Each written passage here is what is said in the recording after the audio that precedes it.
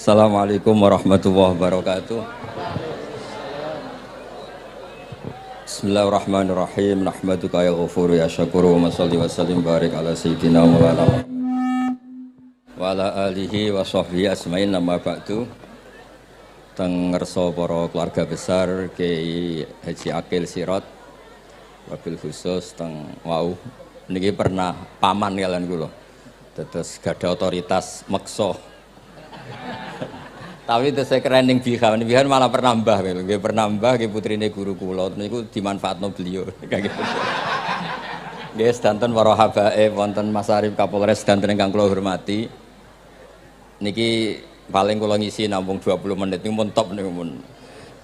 Dados katanya niku ahlul ilmi dihormati, tapi nyatane dipeksa. Terus memang banyak paradok dalam ilmu usul fikih. Ilmu usul fikih itu ilmu yang menjadikan orang itu bisa berpikir. Terus kalau tak cerita tentang pertama tentang Kiai Akil sing al ma'ruf bi ahli nahwi. Nahwu riyen di era dulu itu dadekno tiyang dadi wali. Sampai disebut hatta nahat qulubuhum li nahwihi famin azimi sya'nihi lam tahwihi. Tetes orang-orang baik niku ketika wusul teng pangeran nyebut Allah la ilaha illallah mboten saged. Sagete namung nyebut dhamir sya'an niku hu. Akhirnya kathah toreko sing ha hu niku gara-gara ahli nahwu niku. Nah, disebut fa'uribat makna dhamiris sya'ni. Jadi ngelafatkan la ilaha illallah ndak bisa tapi hu bisa. Mergi ke Jawa itu tukang ngakali, terus hukum itu diakali. Sakjane teke hadis niku mangkana akhiru kalamihi la ilaha illallah dakhalal jannah. Tapi ada kekhawatiran pas la ilaha mati. Lah la ilaha mati ra radi kaya ateis. Ora ana pangeran maujud mati. Sampeyan kan gak iso janjian mbek Israil. Kan mboten saged weanan, mboten saged kong kali kong. Nah, daripada la ilaha niku resiko karena takut mati pas la ilaha dereng illallah terus Kiai Jawa mulai nalkin ngangge Allah. Tapi Allah sarasan itu tidak mewakili la ilaha illallah. Akhirnya diambil dhamir sya'an fa'lam annahu la ilaha illallah. Niku asal usulnya. Cuma kebetulan thariqah kita tidak jalur itu, tidak jalur yang lewat dhamir napa? Sya'an. Tapi sementing tadi dawuh Kiai Mustafa, sementing kita tahu secara ilmu. Terus nomor kali cerita uzlah wow. Kalau memang benar-benar uzlah. Terus kalau nu diundang acara-acara publik kemarin Habib Jindan gitu, hanya di halaqah ilmiah. Kemarin terakhir beliau ngerayu ini jari marrotan wahidah. Ini saya pegang. Dan itu dicatat di Loh Mahfud. Dan ciri utama kiai itu tidak membatalkan perjanjian. Jenengan dawuh marrotan wahidah pas niku. Ben gelem. Terus ngeten kula cerita sithik tentang ilmu sing sering kula utarakan. Di antara kitab yang dipakai guru-guru kita sing dilanggengi Mbah Mun Maus niku kitab Ihya. Kula dari sekian cerita Ihya yang paling kula kenang niku bahwa ternyata Allah itu andaikan boleh dibahasakan niku cara berpikir tuh dalam bahasa tafsir disebut tanazul niku wong ben kaya orang kebanyakan. Saya ulang lagi supaya orang tuh kayak orang nopo kebanyakan. Ada dua ahli neraka yang dipanggil, yang satu ditakoki cung ning neraka piye rasane syarru makan mboten enak Gusti. Terus pangeran diken balik ya wis kono cung mlayu balik nang neraka. Niku tiange lari kencang sekencang-kencangnya. Semangate seneng ape kon balik ning neraka. Ditakoki mbek pangeran, "Lho cung kon mara neraka kok seneng?" Kula nu pun kapok Gusti. Kula nu nyesal ketika di dunia nak jenengan utus niku lelat-lelet. Niki kula tobat dengan bukti dikan jenengan teng neraka kula mlayu. Lho nu pangeran akhire haru wong kok semangate mlebu neraka kaya ngono. Mergo diperintah pangeran. Ya dados niki ijazah jenengan akan mlebu neraka jenengan sing semangat nggih. Karena zaman ning donya sering diperintah Allah mboten napa? Semangat. Nah niku kemungkinane dibarno, kemungkinane dipanggil. Lah yang itu terus dipanggil oleh Allah.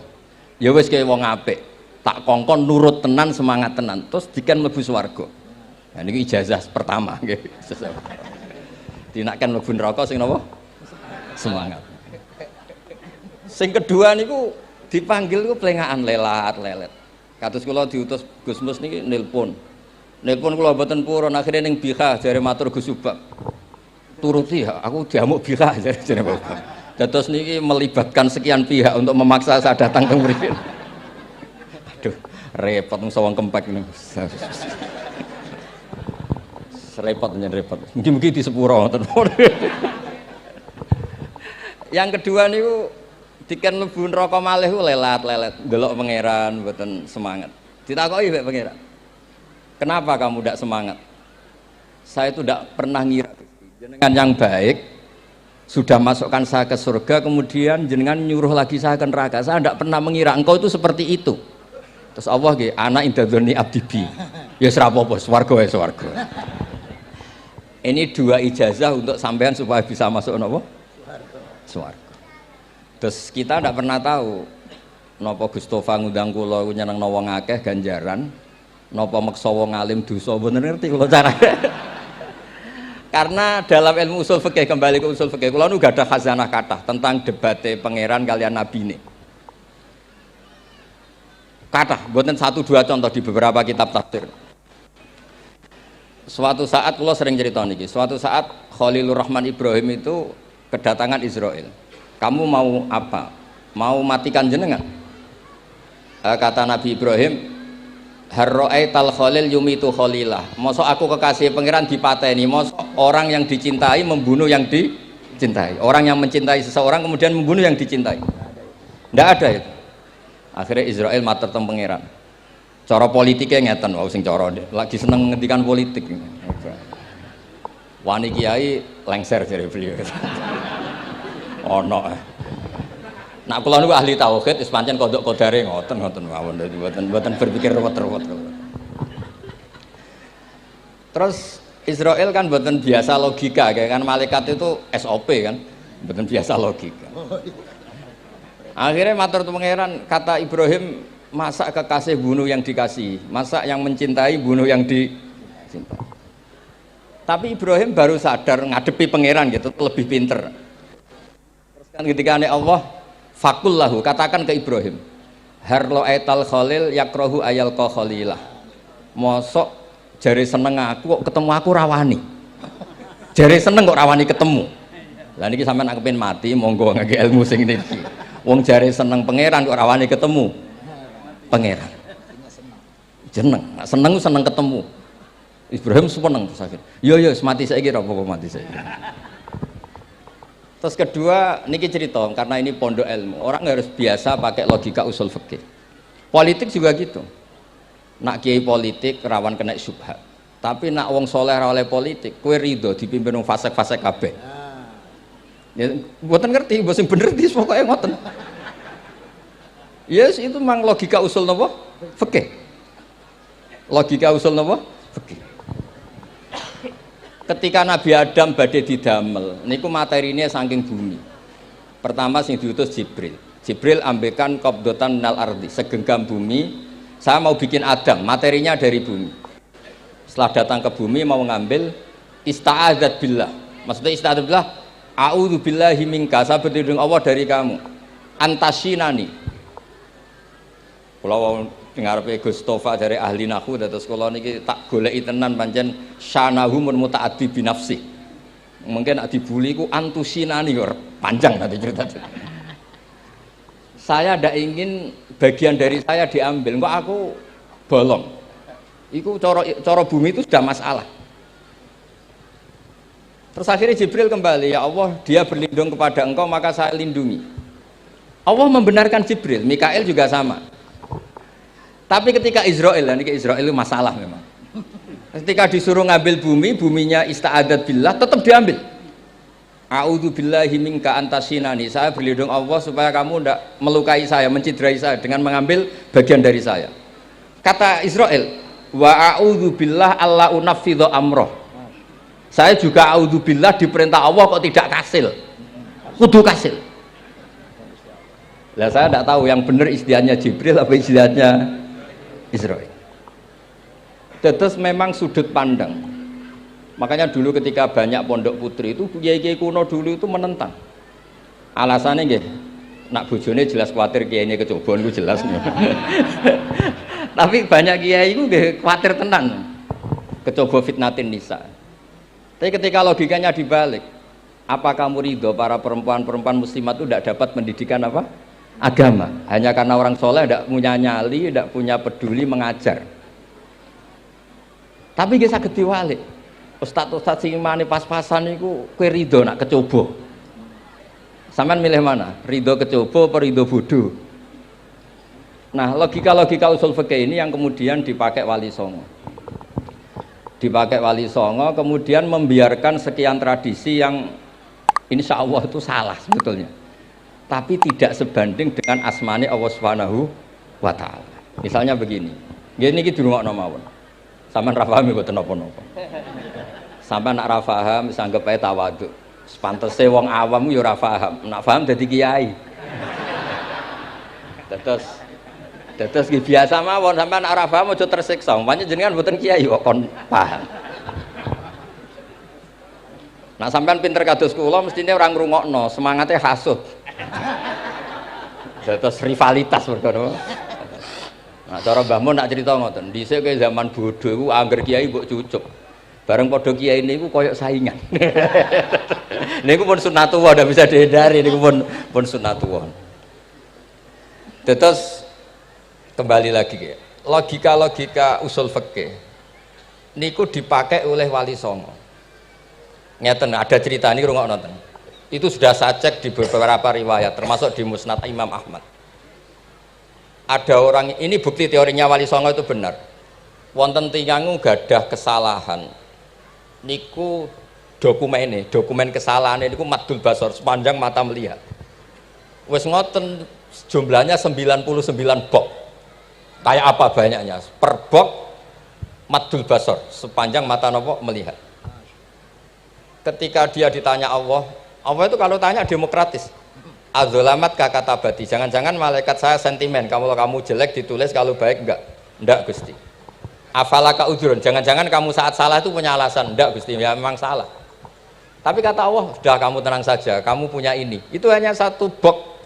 Ya kira-kira kayak tempat jam tangan itu. Enggak, kamu punya ini, cukup ini. Terus malaikat tanya, ya Allah, apa artinya, apa ngefek itu kalau ditimbang tuh, kejelekan sebanyak itu dengan satu box jam. Orang ini juga bilang, Gusti sudah tidak usah ditimbang, nggak ngefek, itu pasti kalah. Tapi setelah ditimbang menang yang satu box kecil tadi.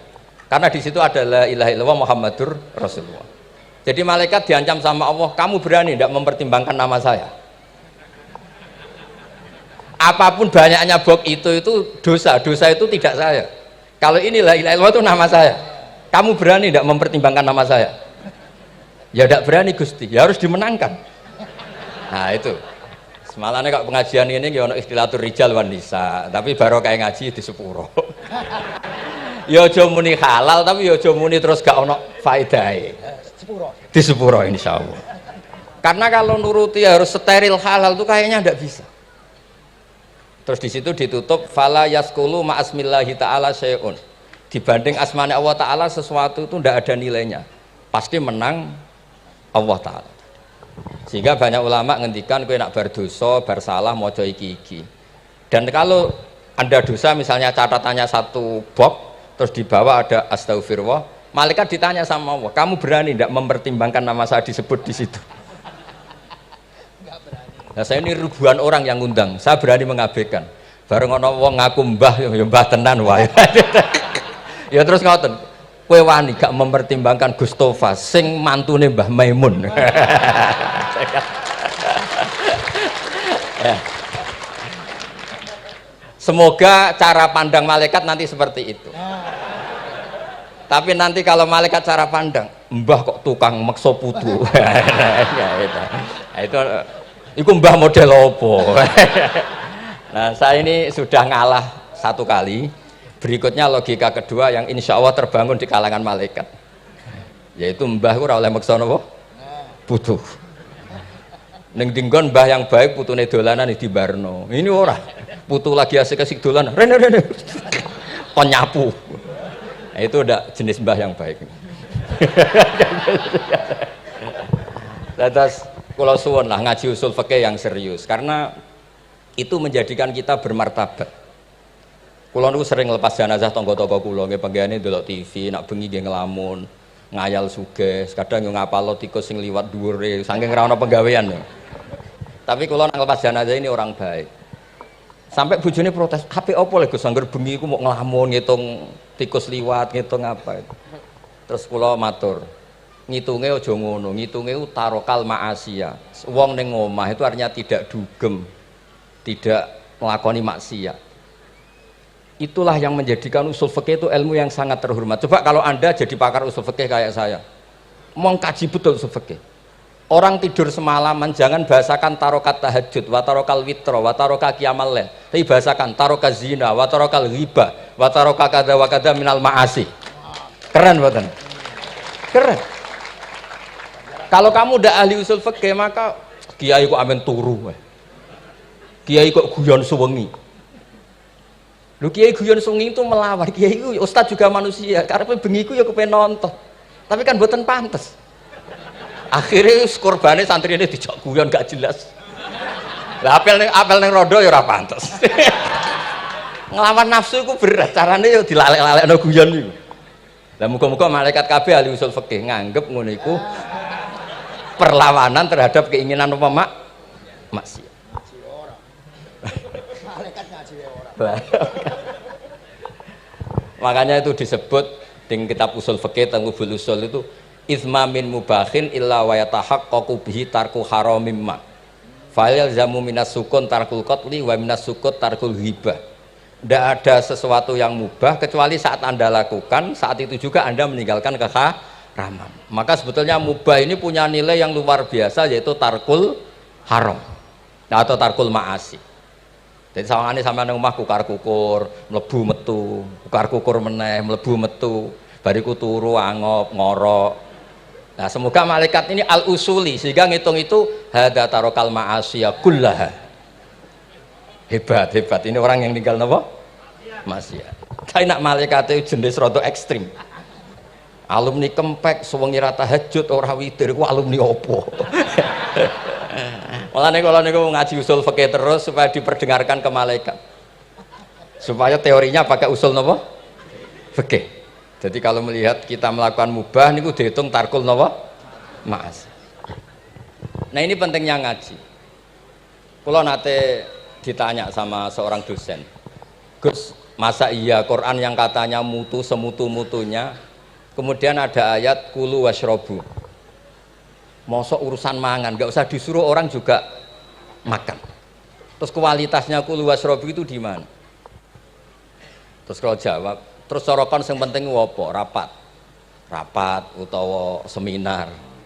Ndak ada rapat, ndak ada seminar itu kamu ndak mati. Tapi kalau nggak makan itu mati. Penting mana? Ya penting makan. Lah iya, jadi orang itu lupa kalau sesuatu yang seserius itu karena menjaga nyawa yaitu makan. Terus karena makan tuh hal yang murah dianggap biasa, itu bahaya. Sehingga sebetulnya yang kita bisa jadi wali lewat hal-hal keseharian tidak bisa jadi wali karena tadi. Saya punya hadis, ini mudah sekali untuk Anda jadi wali. Bahkan di atas wali lah. Inna woha ta'ala layar do anil abdi. Pakai inna masih pakai lam taukid. Inna woha layar do anil abdi ayakulal aklata fayahmadahu alaiha aw yasroba syarba fayahmadahu alaiha. Allah itu sangat ridho ada orang makan satu asupan kemudian dia muji Allah. Loh, orang tidak punya alpat itu tidak mati, tidak punya tanah ribuan hektar itu tidak mati. Tapi kalau nggak makan sesuap nasi mati. Penting mana? Penting makan. Tapi gara-gara kamu tamak untuk syukur nunggu punya alpat, untuk syukur nunggu punya tanah banyak. Anda ini bodoh. Mau syukur saja syaratnya kok banyak. Jadi sebetulnya kalau kita mau jadi wali itu cukup setiap makan itu kamu syukur. Fayahmadahu alaiha. Au yasroba syarba fayahmadahu alaiha. Makanya wali-wali dulu kalau didik raja yang sedang berkuasa itu ditanya. Kamu raja besar, punya pengaruh besar. Andaikan kamu di padang pasir dan kemudian Anda tidak mendapatkan air, sama sekali. Apakah kamu menggantikan kerajaan kamu demi beli satu seteguk air? Iya, akan saya beli karena saya kalau tidak minum mati. La tafrah bimulkin la yusawi jar'atamain. Kamu jangan bangga dengan sistem kekuasaan yang tidak senilai dengan seteguk air. Orang nggak jadi raja itu nggak mati, tapi kalau nggak minum mati. Terus akhirnya dosen itu tahu, wah berarti kuluwas robu itu luar biasa Gus, ya, sangat luar biasa. Makan dan minum itu luar biasa. Makanya terus adat kiai mertamu mangan. Kalau tadi baru datang kon mangan, di sini ya ada mangan. Ya saya anggap aja itu proses jadi wali ngoten mawon. Jadi segampang itu jadi wali. Nah kemudian gara-gara torekoh terus jadi wali ku repot kon maca 10.000 wiridan kon opo. Kesuwen nih cara-cara kesuwen. Karena ini partai nggak torekoh tadi. Dulu abahnya Mbah Maimun Mbah Zubair itu kalau disuruh wiridan lama-lama itu nggak mau. Sementing diridani pangeran, maca kok akeh-akeh. Nah, itu partainya partai ahlul ilmi. Ya partainya partai ahlul apa? Ilmi. Nah kemudian karena saya ini nekuni tafsir ya, itu saya kepengen ya menggerakkan supaya ilmu Quran itu menarik. Caranya apa? Cari sisi ekstrimnya. Kalau bolak-balik, kenapa sih orang nggak janggal? Nggak janggal itu udah iskal. Quran itu kan kalamu Allah. Saya ulang lagi, Quran itu kalamu Allah. Masa iya Allah yang Tuhan kemudian ngendikan iya kana butuh iya kanas tai. Kepadamu aku menyembah. Masa Allah ngendikan gitu pada kekasihnya Nabi Muhammad? Padahal Allah itu al-ma'bud bukan abid. Allah yang disembah bukan yang menyembah. Semua ahli tafsir, saya bukan bilang sebagian, semua ahli tafsir pasti ngendikan begini. Wa yuqaddaru qabla qaulihi ta'ala iyyaka na'budu qulu. Sebelum iyyaka na'budu itu ada kata yang disimpan yaitu qulu. Jadi iyyaka na'budu itu betul ngendikannya Allah, cuma sudah dikasihkan Jibril kepada umatnya Rasulullah. Jadi Jibril bilang gini ke Rasulullah Muhammad, Muhammad qul iyyaka na'budu. Kemudian Nabi juga bilang ke umatnya qulu iyyaka na'budu. Jadi ini kalam Allah yang sudah milik kita. Nah berhubung milik kita, kita sah mengatakan iya karena kalau tidak janggal, masa iya Allah berdoa ihdinas siratal mustaqim, tunjukkan kami jalan yang benar. Lah kalau ihdinas siratal mustaqim kalam Allah berarti kan Allah yang berdoa. Nah, sehingga semua tafsir bilang sama, wa yuqaddaru qabla qauli ihdinas siratal mustaqim qulu. Nah, terus ada mufassir lain bilang jangan mulai iya karena butuh ya semuanya, mulai bismillah, qulu bismillahirrahmanirrahim. Masa iya Allah sendiri yang bilang bismillahirrahmanirrahim? Nah, dengan tafsir seperti ini terus kita akhirnya lagi-lagi kembali ke usul fikih, kembali ke balaghah, kembali ke nahwu. Kalau enggak, ya Anda akan menafsiri Quran pakai logika Anda sendiri. Sampai ada mungkirul sunnah. Jajan Mbak Israel. Pokoknya sementing kembali ke Quran. Orang roh Quran itu kayak apa? Saya kemarin ngaji di Sedan di daerah saya bilang. Karena takut Sayyidina Umar itu Islam sebelum minta hidayah. Khalid bin Walid ya Islam sebelumnya ya tidak minta hidayah. Tapi itu kan janggal. Padahal katanya Quran itu hudal lil muttaqin, petunjuk bagi mereka yang takwa. Padahal tidak ada sabkut takwa untuk Umar. Umar tidak pernah takwa, tapi nyatanya Islam. Bahkan dia masuk ke rumahnya Zaid bin Arqam itu mau bunuh Nabi, mau nyari Nabi, bukan mau Islam. Tapi ketika dengar iparnya membaca Toha ma anzalna alikal Qur'ana litasqa, kemudian dia masuk Islam. Lalu gimana tentang hudal lil muttaqin, petunjuk bagi mereka yang takwa? Banyak ulama yang mengatakan lil muttaqin itu balaghahnya lil iktifa, lil muttaqina wa ghairihim. Jadi Quran itu petunjuk bagi yang takwa dan yang tidak takwa. Dan itu di bahasa Arab sah. Di bahasa Arab sah. Misalnya gini ya, kalau sampean punya ponakan dolan, cong-cong nang mangan. Ya maksudnya ya mangan mbek ngombe, mangan tok seretan mati kan. Itu kan satu paket. Sarobila taqikumul harra wal barda. Pakaian yang melindungi dari panas, di situ nggak disebut wal barda, tapi artinya juga wal barda. Karena kalau tidak diartikan lil iktifa, nanti Quran itu memberi petunjuk bagi yang sudah muttaqin, corong doang nguyai segoro, wis takwa kok. Nah ini kita butuh ahli tafsir yang al usuli, karena itu yang menjadikan Quran punya kualitas lagi. Saya ulang lagi, punya kualitas lagi. Kalau ndak, Quran tuh kayak biasa-biasa saja, kayak tadi kulu wasrobu kayak dan seterusnya dan seterusnya. Jadi kalau suwun barokahnya hormat sama orang alim kados Ki Akil, Ki Siras dan tenaga keluarga mriki. Orang menghidupkan logika ilmu lagi. Jadi kalau seneng lah nak dalam Gusmus ahli ilmu mboten krana niat fakir mboten. Biar sampean ngerti lah kalau ngadepi ahlul ilmi itu pun mboten level. Ahlul ilmi itu kalau punya logika itu tidak bisa dibantah. Saya beri contoh sekian contoh yang nyata yang diajarkan Rasulullah SAW. Nabi itu pernah mau dipermalukan orang karena Nabi ngendikan la adwa wala tiarata, tidak ada penyakit menular. Terus ada orang iseng kok onta yang kena kudisen itu dijejerkan yang waras ikut kena kudisen. Terus orang ini tanya, ya Rasulullah ini tadi sehat, tapi kena onta yang kudisen ikut kudisen. Nabi tanya lagi, faman a'dal awal, yang kudisen pertama ketularan siapa? Wah itu dari Allah ya, maksud saya seperti itu. Jadi ada terus orang-orang kafir itu cara berpikir aja alal alihata ilaha wahida inna hadalah syai'un ujab. Muhammad ya tentu mereka masih jangkar. Muhammad problem kita ini banyak. Kalau Tuhannya satu tidak cukup. Ada problem kredit macet, ada problem macam-macam kan, utang piutang macam-macam. Kalau Tuhannya satu tidak cukup. Kita butuh Tuhan banyak karena problem kita banyak. Lalu Nabi mengajarkan mereka apa logika yang dibangun. Kalau kamu jadi buruh, kemudian majikan kamu banyak, semuanya merintahkan kamu bingung enggak? Ya bingung. Tuhan kamu itu majikan kamu, kalau banyak-banyak perintah semua kamu yang bingung. Ya sudah mat Tuhannya satu saja.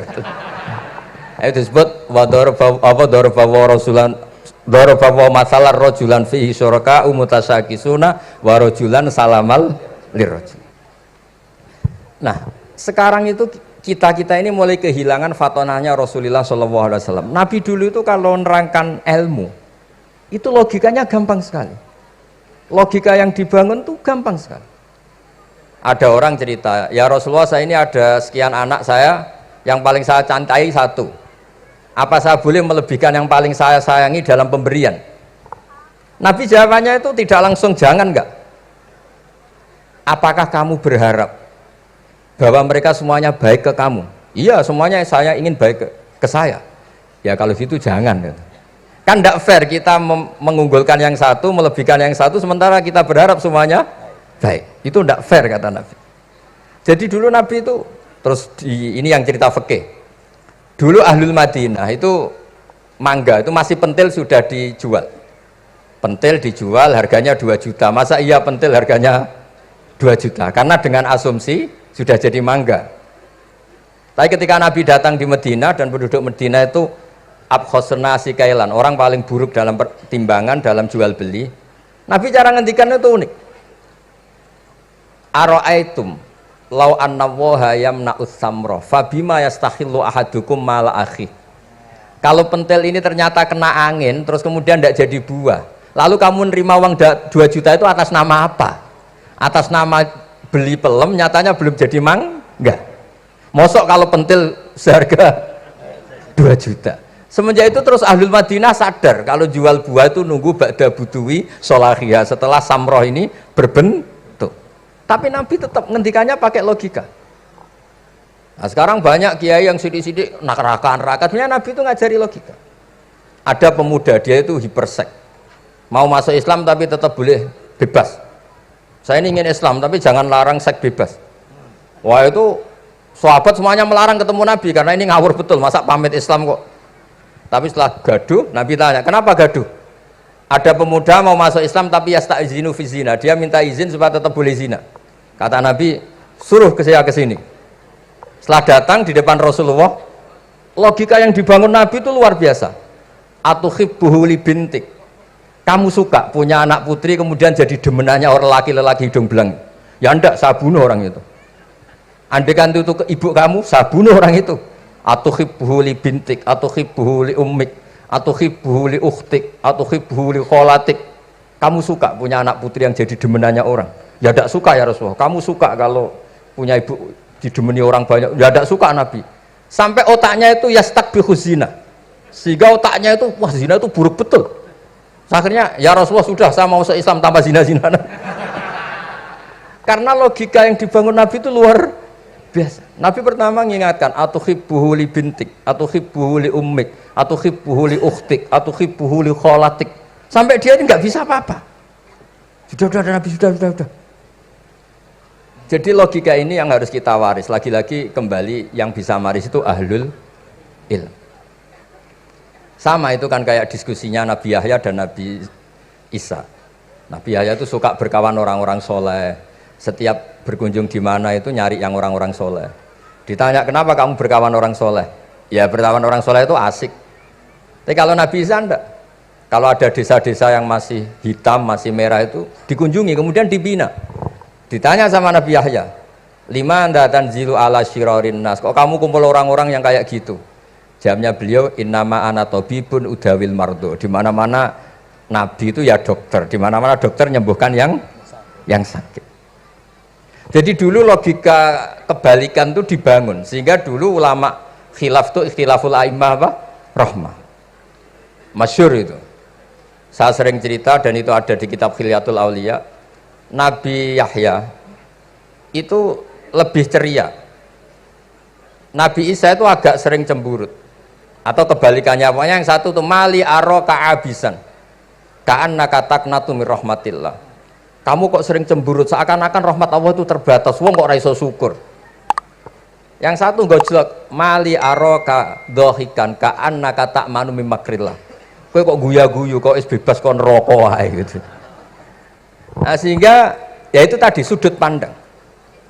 Makanya saya sering cerita dulu kalau Said Abdul Al-Haddad itu tanya, "Cung kowe ngaji sapa?" Ngaji si A. Kiaimu tahu nangis? Ndak. Ojo ngaji, kiaimu ati atos, kiai kok ora iso nangis. Tapi kalau Abdul Hasan Asadili kebalikan, cung kowe ngaji sapa? Ngaji si A. Kiaimu tahu guyu nak ngaji, mboten nate. Ora usah ngaji wong ora iso syukur. Jadi nah itu yang akhirnya menjadi keseimbangan khaufau wa tama. Ada khauf, ada apa? Roja. Sehingga karena sudut pandang itu nggak bisa dihilangkan, sawalangnya nggak bisa dihilangkan. Ini yang sering diceritakan kisah itu kakaknya ini. Dulu Muhammad bin Hasan Asy-Syaibani, Imam Syafi'i itu lama sekali beliau jadi ulama top yang suka fikir. Dianggap fikir itu aman, ngeringankan hisab. Enggak jenengan fikir yang dihisab malaikat apanya kan? Kan nggak bisa ngisab jenengan. Apa saja tidak punya. Punyanya problem. Nah, setelah ngaji sama Imam Malik, Imam Syafi'i tanya, yang ilmunya setingkat jenengan siapa? Kata Imam Malik, sebetulnya Abu Hanifah, tapi orangnya sudah meninggal, tapi ada muridnya namanya Muhammad bin Hasan Asy-Syaibani. Kamu ke sana dari Madinah ke Irak, dulu tempatnya di Baghdad. Setelah di Irak, Muhammad bin Hasan Asy-Syaibani itu kalau ngitung uang tuh di meja, emasnya itu banyak, uangnya banyak, dia hitung di meja, malah kaget. Saya ini gedeng kiai, kedunyan, ini ketemu kiai, kedunyan. Enggak, karena Muhammad bin Hasan Asy-Syaibani itu wali, kamu tanya, kamu heran ya ada kiai kaya? Iya. Ya sudah, kekayaan ini kasihkan orang fasik, biar dipakai demenan, dipakai mabuk, dipakai ini.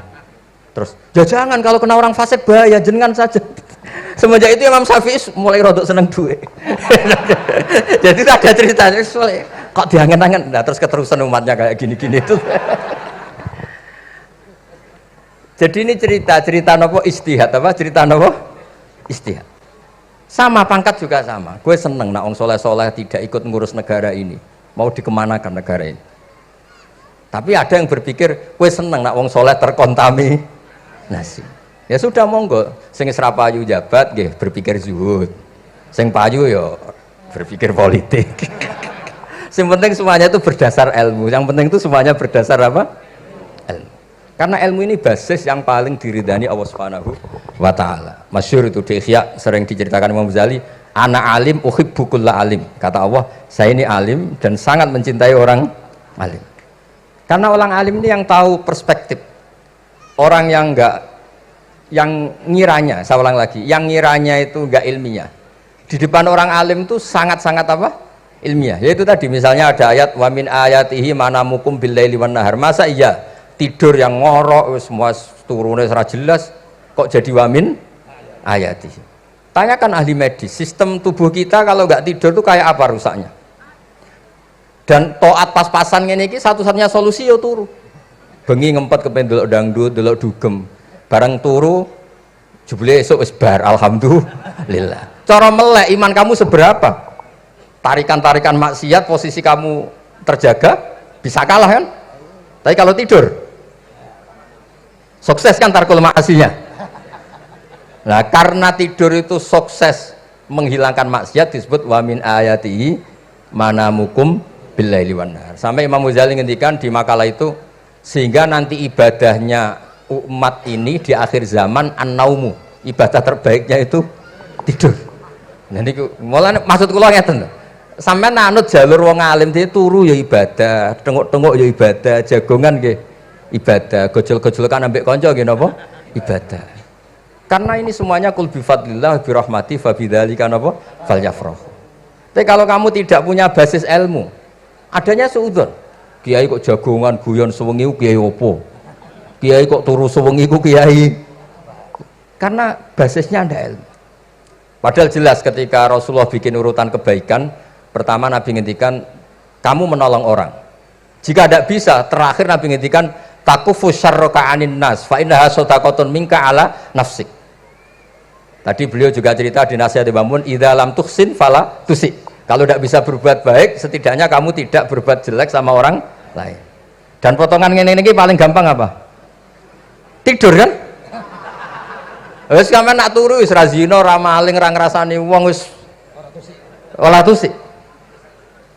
Nah, dengan konstruksi usul fikih seperti itu kamu tahu kualitas ayat wa min ayatihi manamukum billaili wan nahar.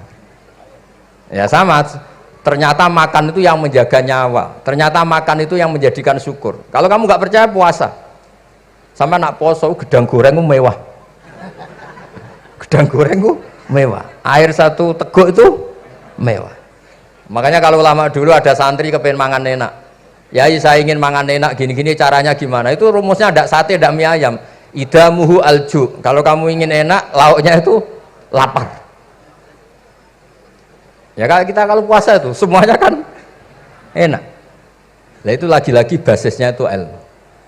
Nah sekarang banyak orang yang sudah tidak peduli dengan ilmu, kayak ijazah dilakoni kan.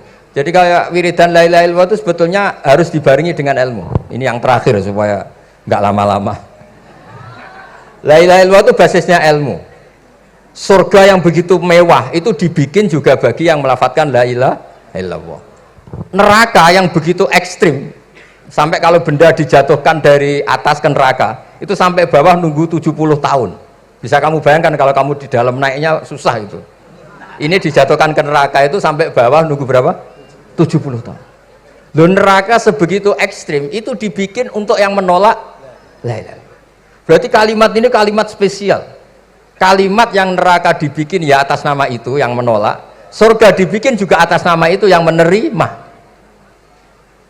Itu satu saktinya la ilaha illallah. Sakti kedua, orang kafir 70 tahun ngelafadzkan la ilaha illallah sekali langsung dihukumi mukmin. Yughfar lahum ma qad salaf. Qul lil ladzina kafaru iyantahu yughfar lahum ma qad salaf. Orang yang melafadzkan la ilaha illallah Muhammadur Rasulullah itu dosa 70 tahun kafir itu hilang semua. Tapi gara-gara ada ilmu terus diumumkan tahlil dening Kiai Haji Niam mesti sing nguri, wah sawi mesti. Padahal kalau kamu tahu ilmunya tadi, ini kalimat yang luar biasa, kalimat yang bisa melebur dosa. Bahkan dalam madzhab Sadiliyah itu unik. Kalau kamu wiridan la ilaha illallah itu jangan istighfar dulu, istighfarnya belakangan. Alasannya Abdul Hasan As-Sadili itu fa'lam annahu la ilaha illallah wastaghfir li dzambik li hadil kalimah. Orang kafir 70 tahun dia istighfar 100 kali enggak akan dimaafkan Allah, tapi ngelafadzkan la ilaha illallah langsung dimaafkan. Jadi orang bisa dimaafkan tuh barokahnya la ilaha illallah.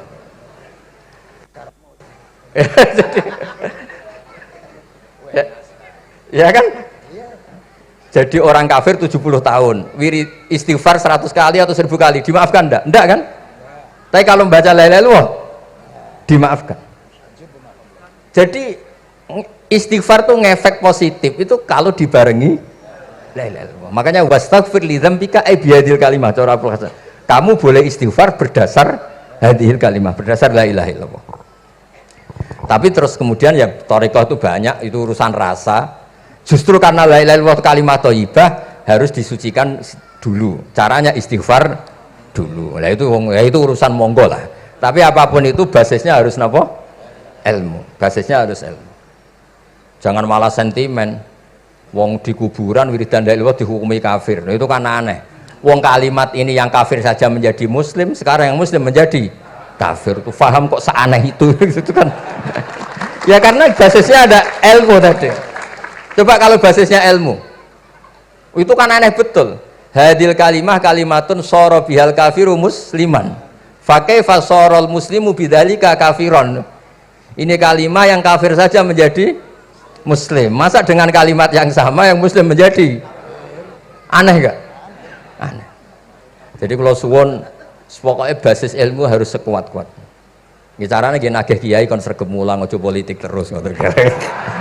Tapi politik itu bagian dari ilmu. Wis ra iso diterangno les. Nggih ngoten mawon. Assalamualaikum warahmatullahi wabarakatuh. Saya Gus, aja lu ngadisi. Iki wong semuanya sudah tahu sampean alim, menerangkannya enak, fikhan, wa usulian, wa tafsiran. Cuma mereka yang tanya itu, biyen belajar piye kok iso alim kaya ngono, ya kan? Nah, terangkan Gus, terangkan. Mati.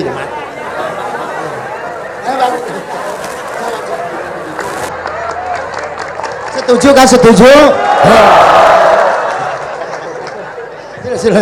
Asal dakaik.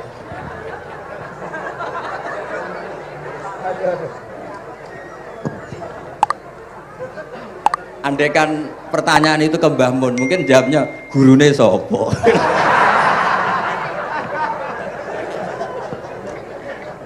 Tapi mungkin kalau ke mbah-mbah saya ya juga babanya nih Biha juga Mbak Abdul Aziz, mungkin putuku.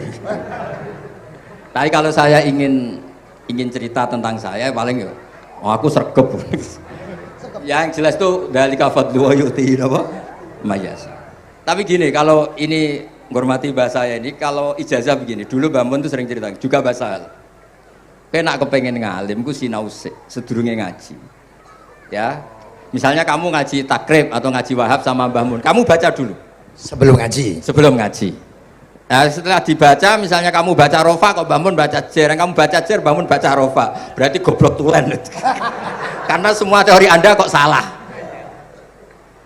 Ya, misalnya Mbah Mun baca wadakaro sopa al-musonifu, kamu baca wadakaro al-musonif.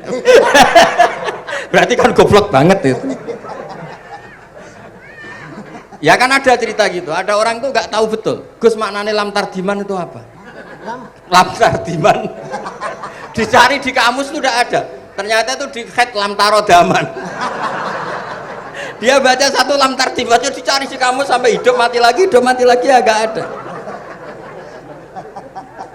Nah, jadi kamu baca dulu, misalnya di bab head lam taro ngali sopo mar'ah daman ing geteh. Ternyata ngaji Mbah Mun paginya jadi baca lam taro daman. Jadi kalau kamu malamnya baca lam tardiman loh kok. Jadi itu kata Dewi Mbah Mun mergo sorokan kabeh santriku ora mungkin. Carane ngecek kebenaran Anda itu kayak maca sik. Nanti kalau kemiripannya 50% ya separuh alim. Kalau 70% ya serontok alim. Tapi nanti kalau kemiripannya sampai 100% dan berkali-kali, ya berarti kan sudah luar biasa. Jadi yang ngaji sama Ki Mustafa, Ki Niam, saya mohon santri-santri itu belajar dulu. Biar bisa ngecek nanti guru saya baca kayak apa? Podo salah ya, Gus. Kenapa lah? Podo salah. Karena kiai itu kalau salah ya mau ngalah. Ini ceritanya bangun betul. Ada kiai nggak tahu apa kakean mergawe, kakean politik nggak tahu. Wal babi lan walang. Terus ada santri, kalau gak ada makna kok lawang. Ya walang sing lawang cung. Mau ngalah. Terus watini lan wit alu. Gurune maca alu. Kalau gak ada makna kok elo. Lah ya wit telu kena gua alu. Tapi saya menangi kiai itu kalah sama santri itu. Saroko nyolong sapa wong albedo tangi anduk. Terus gurunya kaget. Cung kok anduk, cung. Bareng didelok endok. Karena kalau pegon kan anduk sama endok itu padha wae. Ini ada padha. Tapi kiainya akhirnya kalah. Memangnya nyolong anduk boleh? Yo ora dong, yo haram, yo padha ae kalau gitu nyolong. Nyolong endok ya haram, nyolong anduk haram. Lo cerita itu masyhur itu. Kalau cerita yang terkenal di Lirboyo itu kan ada santri dari Jakarta di kelas. Gurunya bilang Ja'a Zaidun, Zaid datang. Waro'a itu Zaidan, saya melihat. Si murid ini itu melihat pintu terus. Lama-lama gurunya itu tersinggung. Kamu diajari pelengahan nggak sopan. Habis Ustadz bohong. Lah kenapa bohong? Katanya Ja'a Zaidun, Ra'a itu Zaidan. Zaidnya mana?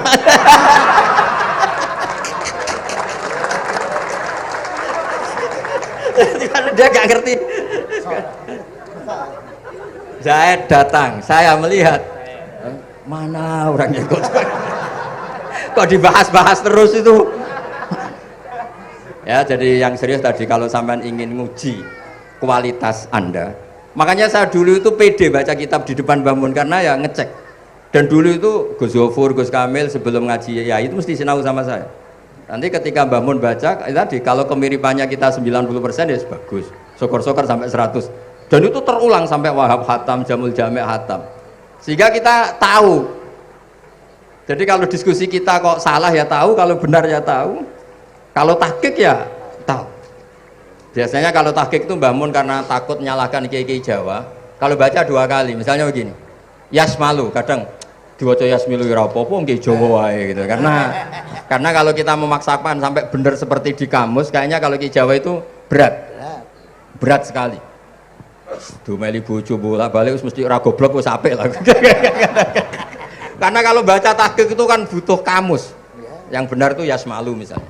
Tapi kan populer juga orang baca Yasmilu. Saya itu menangi loh, kiai Jawa dulu baca Simai itu menangi, Masdar Simai. Lama-lama setelah banyak alumni Al-Azhar terus berdasar kamus baca Samai semua sekarang. Saya menangi kiai itu baca Dilalah. Lama-lama karena sekarang udah banyak punya kamus, baca Dalalah. Fa'alah. Jadi kiai itu juga kadang-kadang keteror muridnya. Makanya Syekh Zakaria Al-Ansori itu pernah ditanya, kenapa engkau begitu alim alama sampai dilakopi Syekhul Islam? Kata beliau itu lucu jawabannya, karena saya ini orang yang sial. Saya dulu punya guru namanya Ibnu Hajar Al-Asqalani dan punya murid namanya Ibnu Hajar Al-Haytami. Kata beliau, dukik tu bena hajaro ini. Saya ini digebek 2 batu. Kalau mau ngaji takut saya minta ampun karena disuruh baca sama Ibnu Hajar Al-Asqalani. Kalau mau ngajar takutnya saya bukan main karena Ibnu Hajar Al-Haytami itu cerdasnya bukan main. Jadi kalau saya salah itu konangan. Akhirnya dia jadi orang sial tadi. Mau ngaji ya belajar, mau ngajar ya belajar. Makanya meskipun ini pernah sepuh saya tidak berani ngaji beliau. Wah mesti meriang saya kalau ngaji. Jadi yang terkenal alim-alim mohon ngajinya dikurangi ya, karena ini kasihan gurunya. Kasihan gurunya. Nggih, pun cekap. Pun itu catat ya. Sebelum ngaji baca dulu. Satu lagi Gus. Sampean ketoke kiai desok kok kuliah. Kamu tuh kuliah? Oh, nggih nggih. Pun dari belajar dari mana sampai kemana Gus jenengan? Dari Mondo sampai ke Jogja sampai Putih. Monggo.